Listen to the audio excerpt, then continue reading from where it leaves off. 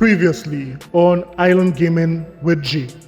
You have been real quiet since Xbox closed all those Bethesda studios. What's wrong? No trash talk now? Yo, why are you not talking about Microsoft closing Tango or the other studios and the fact that more cuts are coming? Wait, I know why. Because it is not Sony doing it. That's why I thought Game Pass was sustainable. No video on MS closing the Hi-Fi Rush studio. More Bethesda cuts. Where is all the marketing for Hellblade? When it's only 14 days away, Microsoft continues to flop.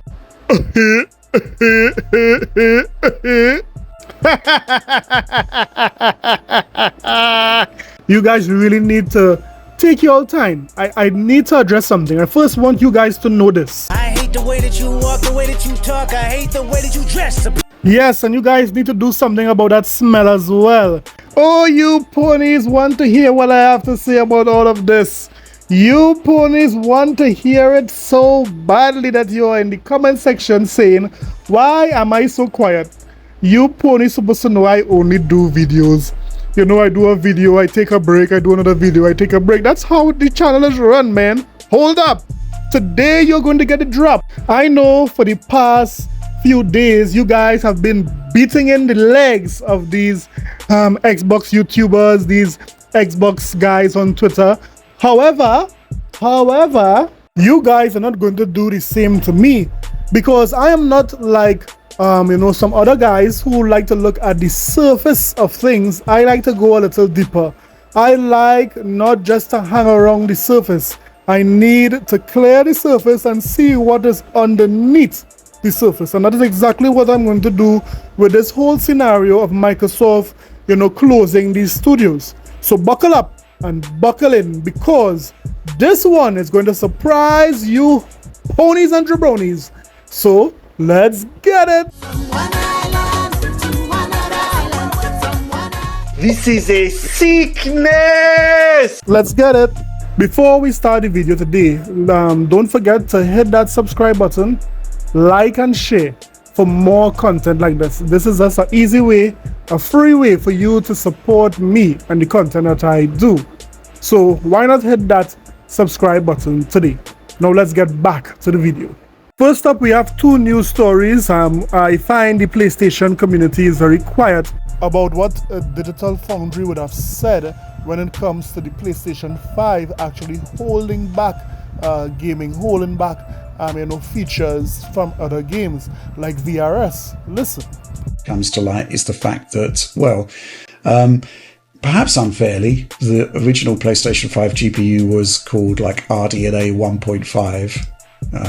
To be fair, it did seem to have a mixture of features from RDNA 1 and 2, but it does look as though, just as a matter of course, the PlayStation 5 Pro GPU is getting more features. Alex, you've seen this. What do you think of it? So the thing that the documentation points out, and that we talked about one last thing, I think it was like 3 weeks ago now, was that the PlayStation 5 Pro is going to support hardware VRS. Aspect of VRS's usage not being so high as it potentially could have been is the fact that the PlayStation 5 doesn't support it.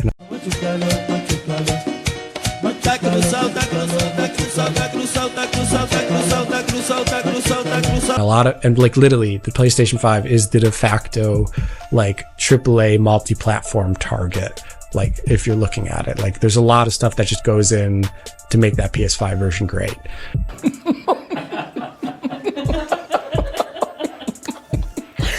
And if you need to spend more time looking at something that only supports a certain subset of Xbox and PC from RDNA 2 up or Turing up or Intel Arc up, well then you're going to say maybe we don't need this if it's not going to give us great visual or performance wins and it's just a nice plus. So I think that's limited VRS to a certain degree.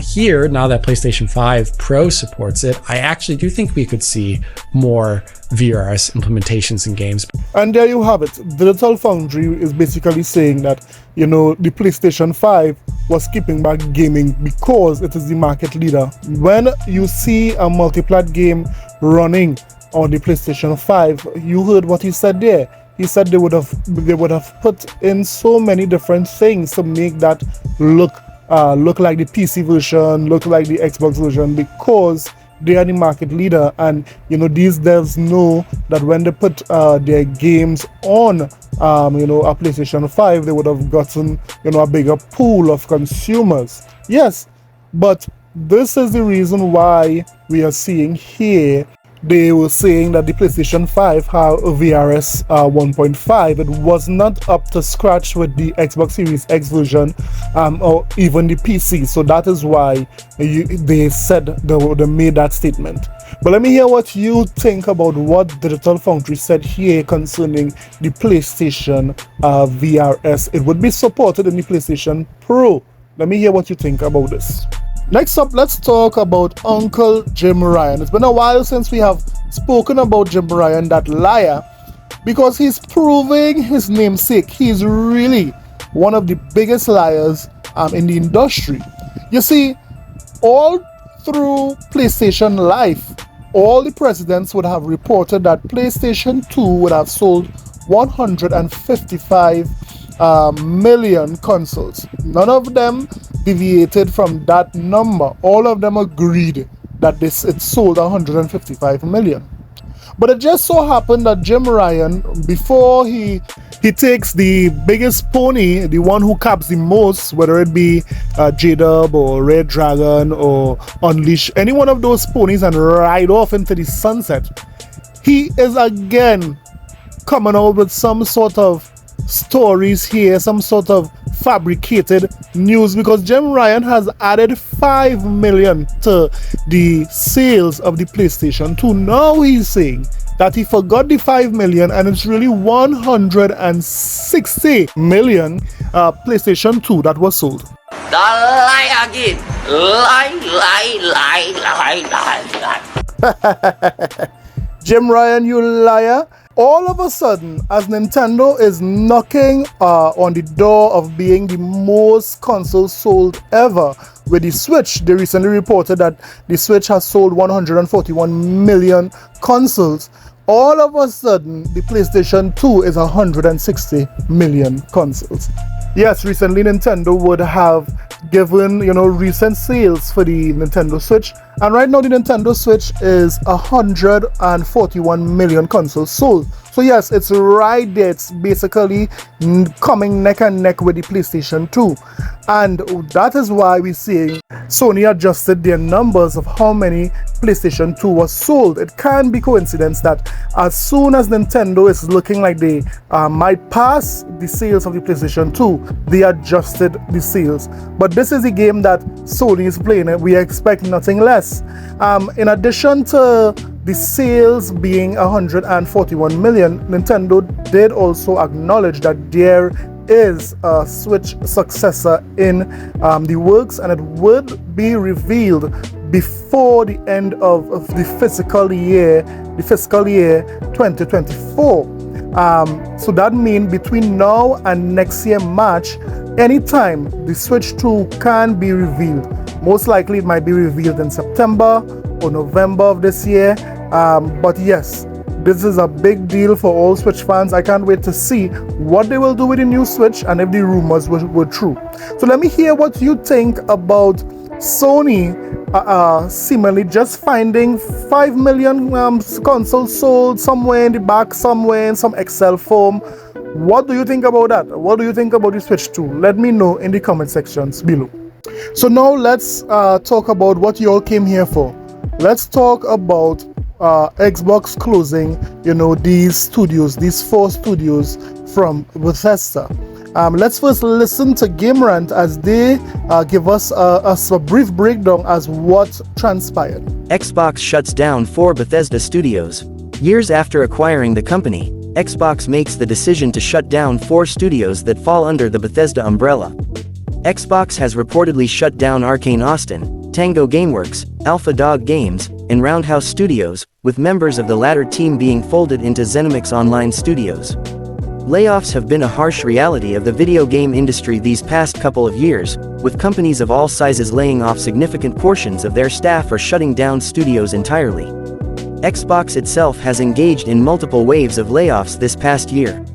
Xbox started 2024 by laying off almost 2,000 employees from the recently acquired Activision Blizzard and Xbox, leading to the departure of then Blizzard president Mike Ibarra. Now Xbox has issued another set of layoffs, this time combined with significant studio closures that have seen multiple developers that fall under the Bethesda umbrella completely shut down. As reported by IGN, Xbox has decided to shut down Arcane Austin, Alpha Dog Games, and Tango Gameworks, with Roundhouse Studios also effectively shutting down by being absorbed by ZeniMax Online Studios. In an email from Matt Booty obtained by IGN, it was explained that these shutdowns are about prioritizing high-impact titles and further investing in Bethesda's portfolio of blockbuster games. Arcane Austin worked on the 2017 Prey game and Redfall, Tango Gameworks was known for The Evil Within and the critically acclaimed Hi-Fi Rush, Alpha Dog Games was working on the Mighty Doom mobile game, and Roundhouse Studios was primarily serving a support role at the time of its closure. Out of these 4 studios, the one that may come as the biggest shock is the closure of Tango Gameworks. After all, Hi-Fi Rush was a critical success and the studio's previous games were well received as well.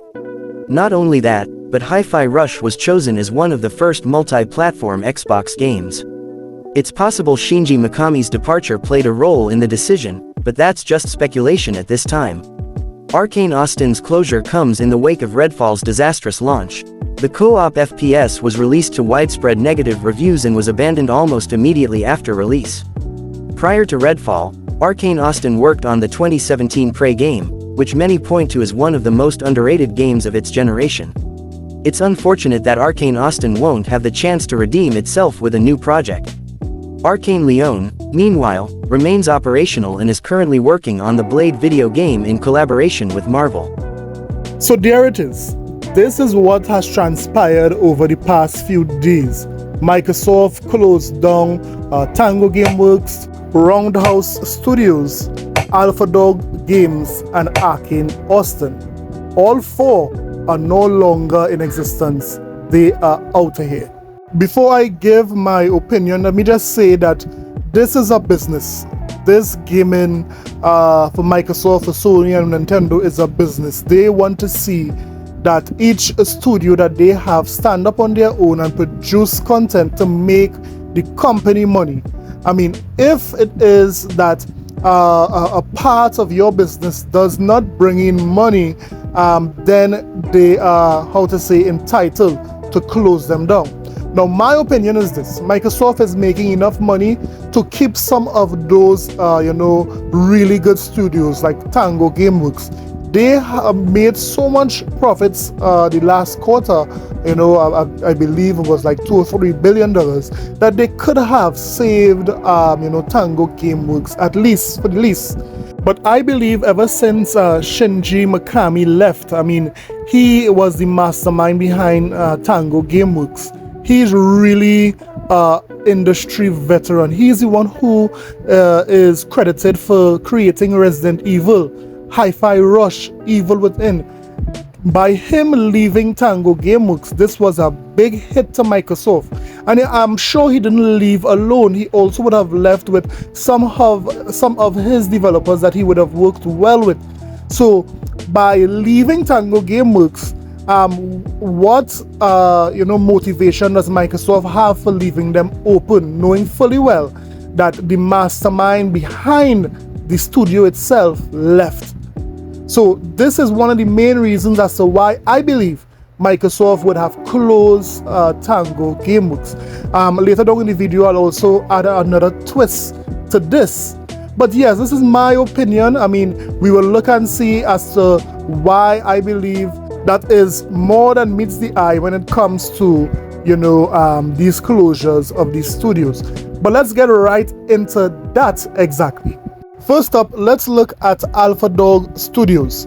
Was that studio making money for Bethesda, were the games that they were pumping out, making money on mobile and so forth. Were they popular on mobile? Let's look and see.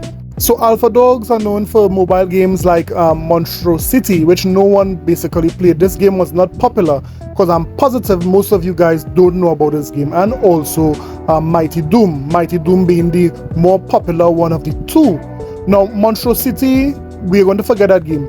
Mighty Doom was reviewed horrible, right? It didn't score good on Metacritic. It was like 56 on Metacritic. However, it did see some initial success. Was downloaded 3 million times and made over $1 million for Bethesda. But remember, Microsoft acquired Bethesda in 2021. So when Microsoft came in and evaluate a studio like Alpha Dog and see, what they are doing, how much money they need for the servers and so on and so forth, and what kind of money they are bringing in, they saw that Mighty Doom was not doing well. That is very obvious. Obviously, it had a downturn with Mighty Doom, so much so that the fans said this. Updates have provided the community with solid new content. Mighty Doom is starting to become stale due to an odd monetization strategy, unnecessary grind, and artificial resource scarcity.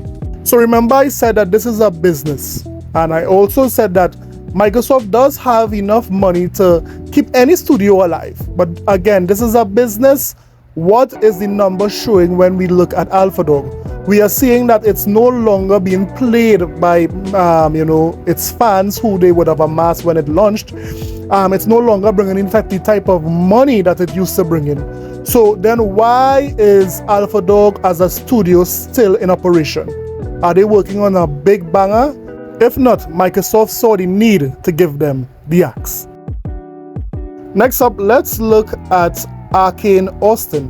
Now, Arcane Austin has, a rich history in gaming, making, very popular games like Dishonored, making games like Prey, Deathloop, and of course the disaster that was Redfall. So Arcane Austin had a strong beginning, but at the end kind of was a little shaky.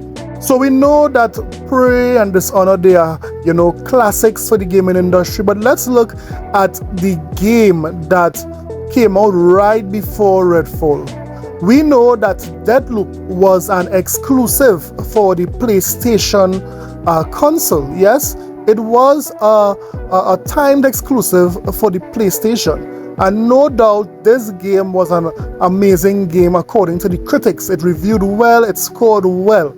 So one would reason that Deathloop would have sold plenty because according to the Sony community, they buy games, correct? Well, look at this. So according to Christopher Dreng, when Deathloop released, it was the lowest when it comes to selling physical copies, slightly behind Prey. He went on to say, I suspect it performed well with digital sales, but Bethesda doesn't share download figures with the charts companies, so we'll never know. So yes, according to Christopher Dringer, when it comes to box sales, these ponies did not go out and buy it. These ponies did not support the exclusive, the time exclusive that they had, regardless if it was a good game or not.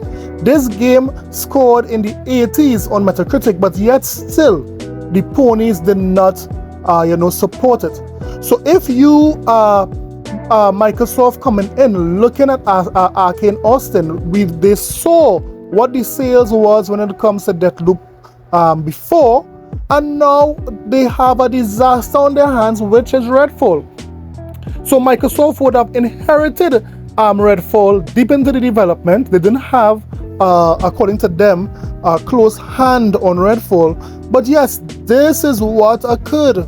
So based on the previous games that the ponies didn't support, combined with Redfall, Microsoft has seen very clear that Arcane Austin deserved the axe.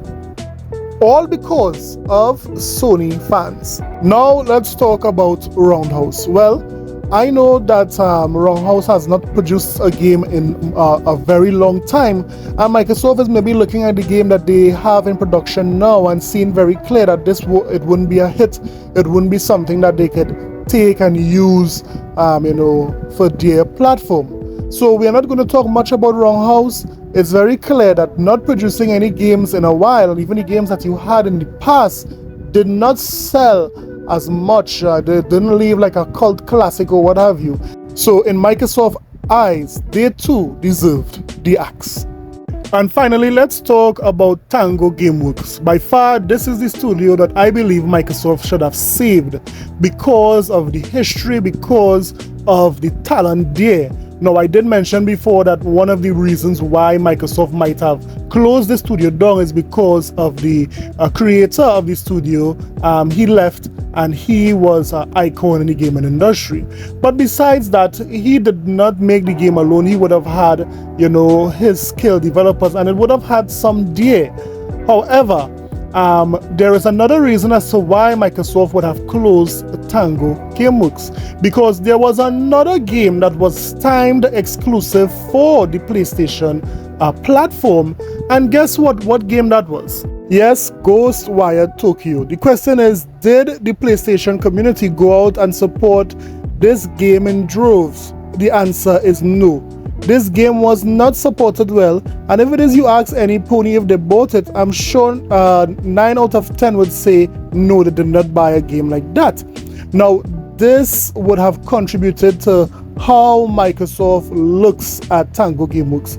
And although both Tango Gameworks and Arcane Austin would have sold 5 million respectively for Deathloop and also Ghostwire Tokyo, that is not enough in the current state that we are in the gaming industry. We would have seen that in order for these studios to stay afloat, they need to be making games that sell close to 10 million copies in order to, to show these studios and show the investors that this needs to continue. This game needs to have a sequel and continue on whatever platform that they are on. So these are the reasons as to why Microsoft may have closed Tango Gameworks. Do I agree that they should have done it? No, they should have kept it open.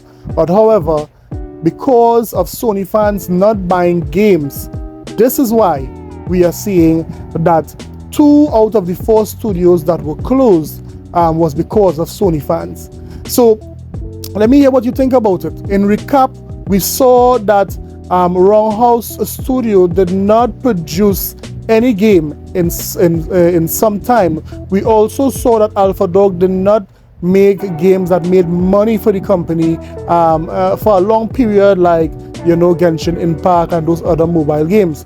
We also saw where it is both Ghostwire Tokyo and also Deathloop was not supported by the exclusive, being a time exclusive on the PlayStation platform. That would have contributed to the numbers looking bad on Arcane Austin and also Tango Gameworks when it is Microsoft would have looked at it. So all of this contributed to why it is Microsoft closed the studios. Now let me hear what you think about it. Is it that I'm capping? Is it that I am an apologist for Microsoft? Microsoft needs to get their house in order. I'll say that right now, because the messaging and the outlook is looking very bad on them when it comes to these things. So they need to get their PR and their decisions in line with what would make gamers happy and what will make the industry happy. Let me know what you think about this video. Don't forget to like and subscribe for more videos. I'll see you guys in the next one. Later.